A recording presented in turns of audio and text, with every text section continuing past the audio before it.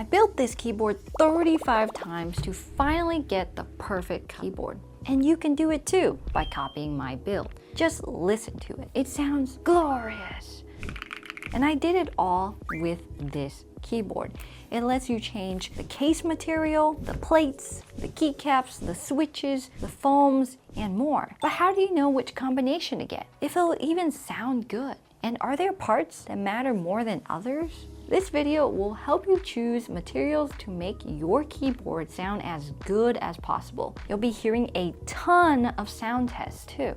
So I'll be using the Neo75 by QWERTY Keys, who did sponsor this video. However, this is not a review. They paid us to use their keyboard in this video, and this keyboard is a good fit because it comes in so many different build options. This lets us explore how these factors affect the sound. I'll tell you more about this keyboard later, as well as a more budget option that would be just as good if you want to save some money. I've built a bunch of custom keyboards on this channel, but this is the first time we'll be diving into some of the science behind keyboards. If that sounds interesting to you, let's continue.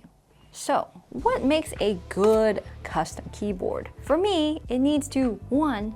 Thock, 2. Be flexible and bouncy to type on, and 3. Work. So let's not stuff weird things into our keyboard. Now, because the Neo75 comes in a bunch of different options, it would take 400 combinations to test every single configuration. Now, a 6-hour video wouldn't be very helpful to you. So in order to make this easier for you to watch, we're doing this in phases. It'll have 6 rounds: switches, plates, case material, mounting style, keycaps, and then foams. Boom! Round 1, switches. The first question I get is, what switches will make my keyboard thock? We'll start with that because it has the biggest impact on sound.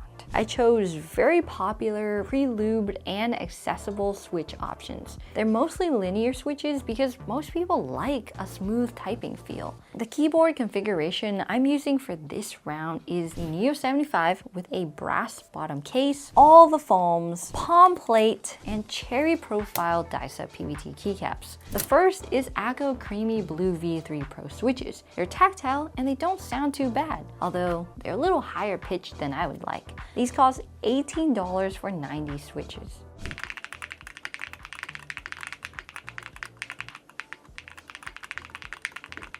Second are Gateron Oil Kings. They're quieter and they're pretty consistent throughout. If not for the price of $92 for 90 switches, Gateron Oil Kings are really good and have a positive reputation.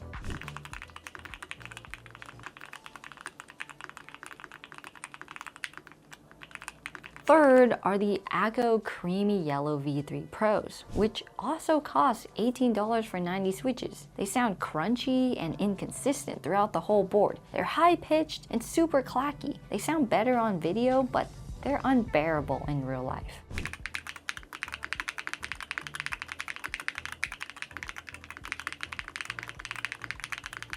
Next are Gateron Milky Yellows. I expected a lot more since these are generally a safe switch option, but these feel super inconsistent. Some are overlubed, some aren't, some are crunchy, others are goopy. I'm disappointed. They're pretty dampened and quiet compared to the others, so that's nice.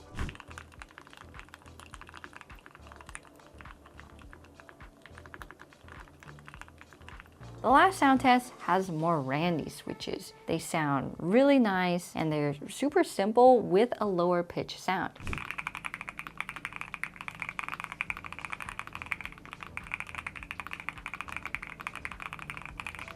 This is my favorite by far, so Randy wins here. They're also in the middle of the round as far as budget goes. Now, here are all of them back to back so you can pick your personal favorite.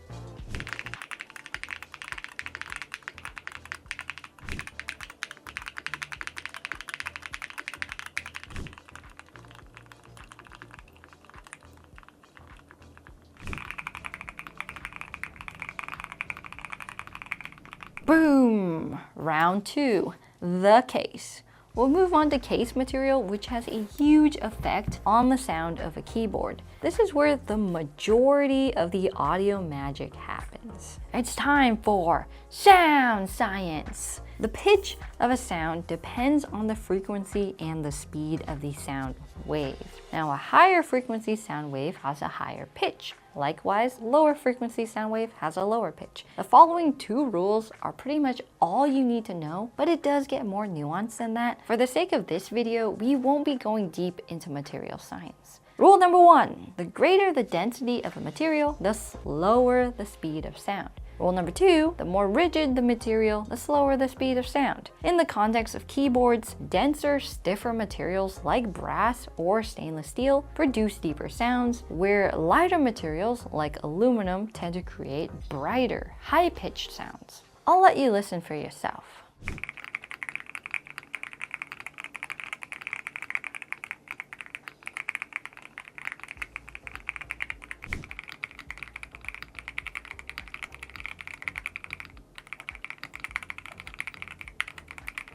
The brass bottom definitely sounds brighter and has some more personality. Copper, to me, is more muted, but I sort of prefer that. Now, most mechanical keyboards don't come with a brass or a copper bottom, so I put these switches into a more budget-friendly aluminum keyboard, the Neo75, to see what difference it would make.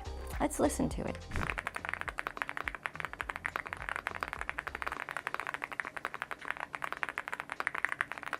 The Neo75 in its original configuration sounds extra loud and poppy, but with the Marandi switches, they're a bit deeper. Now, some would describe this as creamy. I'm going to go with copper here. Besides sound, there's an aesthetic preference. The copper looks absolutely stunning when it pops out of the sides. Round 3, plates. Plates also follow the same rules that we mentioned before. More flexible and softer plates like palm and PP tend to absorb sound, which results in a lower pitch. Stiffer plates like carbon fiber and aluminum vibrate less, which leads to a clackier, sharper sound. Here are the plates arranged from stiffest to softest: carbon fiber, aluminum, FR4, palm, and PP. Carbon fiber has a brighter, clackier sound, but it's still quiet compared to the Neo75. The best part about stiff plates is that the switches don't come out when you take the keycaps off, unlike with soft plates.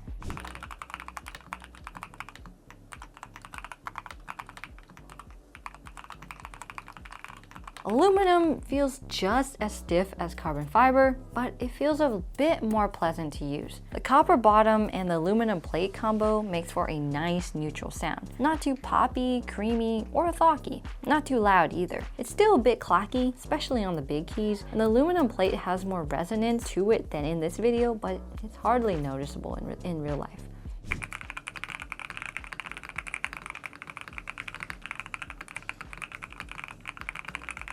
FR4, perfect middle ground if you want a consistent feel across the board. It loses some of the clack, but it's not as thocky as the palm or PP plates. If this is your first mechanical keyboard build, I recommend starting here.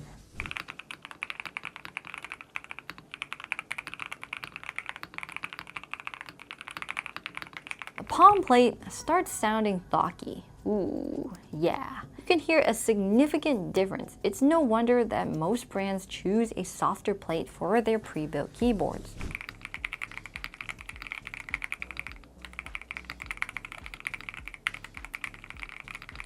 And the PP plate is the most flexible plate of all. It might warp when you get to your doorstep like mine, so make sure to follow the instructions while putting switches in to prevent this. Now, in theory, the PP plate plus the copper bottom plus the gasket mount should sound the thockiest of them all.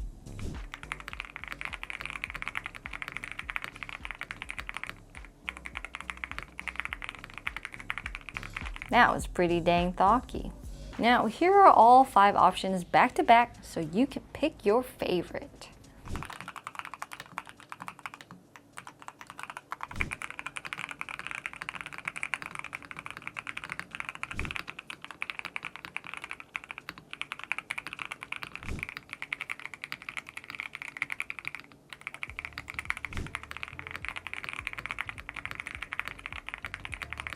The PV plate is definitely my favorite sound, so we'll be moving forward with it. Personally, I prefer FR4 as a middle ground for stiffness and sound, but it really is hard to resist the thock from the PP plate here. Round 4, mounting styles. This keyboard has 2 mounting styles, gasket mount and bottom mount. The gasket mount is done with these little slip-on gaskets, and it makes the keyboard typing experience bouncier and more flexible. It also absorbs a little bit more of the sound. The bottom mount is very stiff and it basically feels like a tray mount. To convert the keyboard to bottom mount, you put these little brass pieces into the bottom side of the gasket, and then you put the screws in and tighten it into the bottom of the keyboard. The good thing is you can always switch back and forth. It's not permanent and the switch is easy to do. Here's what each mounting style sounds like with the PP plate and the copper bottom.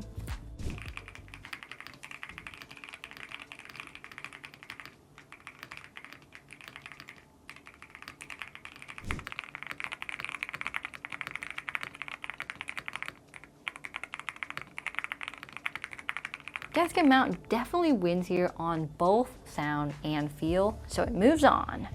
Round 5, keycaps. I've got 4 different keycap sets I'd like to test. The first 3 are cherry profile and different material blends, and the last is MT3. The 4 options are die-sub PBT cherry profile, the set we've been using this whole time. These are the Kinetic Labs chalk PBT keycaps. PBT is a specific plastic blend that prevents shininess and greasy finger marks over time. Die-sub means that the keycaps are on one layer of plastic that's dyed on top.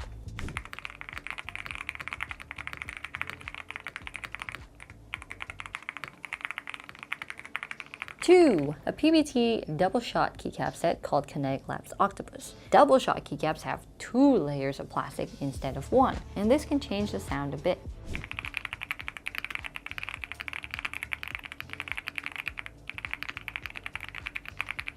Number 3, a double shot ABS keycap set called DCX Solarized. ABS is a different type of plastic that does get shinier over time.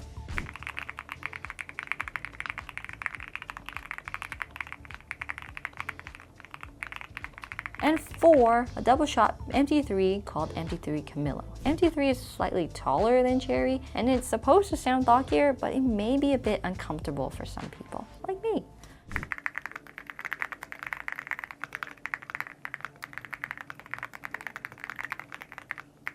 Now let's listen to them all back to back.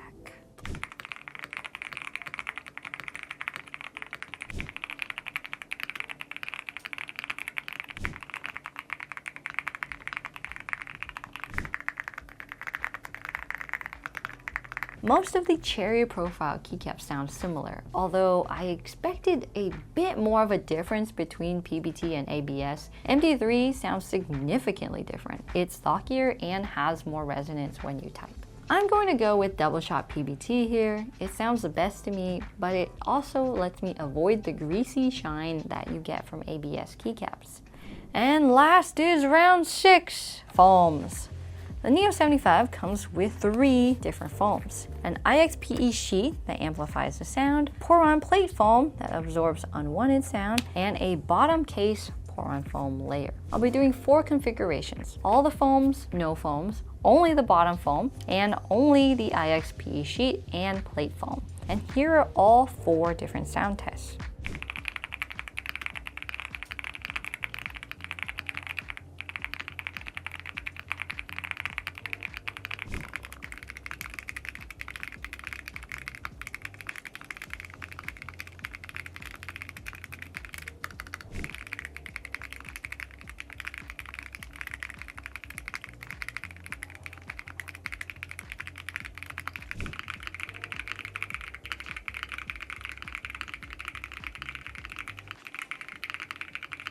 The config with all the foams has a very wholesome sound throughout the keyboard, and this is what the designer intended the keyboard to sound like.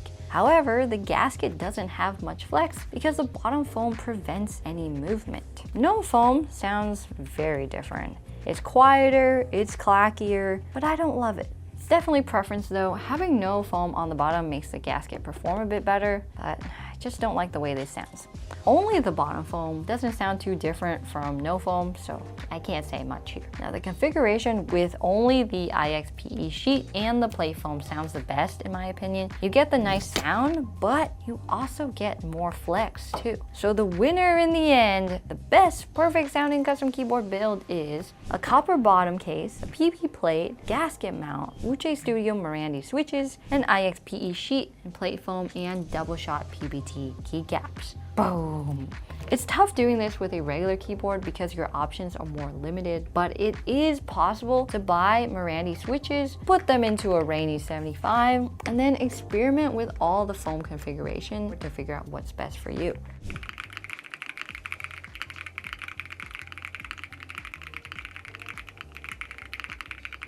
The best part about the Neo75 is that you can mod it super fast. This video probably couldn't happen with other keyboards, so I appreciate them for sponsoring this video. The Neo75, along with every switch and keycap set we tested, will be linked down below. Let me know below what configuration was your favorite. And if you want to tinker on a budget, watch this video next where we cover the best aluminum mechanical keyboards at around $100. Bye!